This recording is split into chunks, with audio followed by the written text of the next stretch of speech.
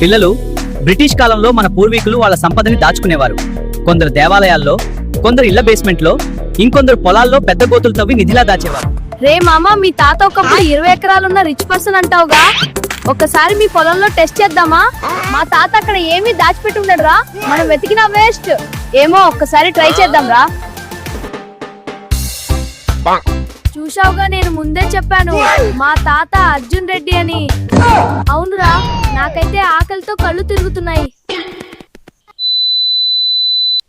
రే, మనకి నిధి దొరికేసిందిరా. ఎప్పటికైనా నా తర్వాతి తరాలు కష్టపడకుండా తాతలు సంపాదించిన సంపదతో బ్రతుకుదామనుకుంటే వాళ్ళకి నేను మిగిల్చింది ఏమీ లేదు, నా గోచిపాత తప్ప. అంటే ఇదేనా? అవునురా, ఇదే మా తాతగారి గోచిపాత నిధి. మీ తాత అర్జున్ రెడ్డి కాదురా, అర్జున్ రెడ్డి అమ్మ మొగుడు.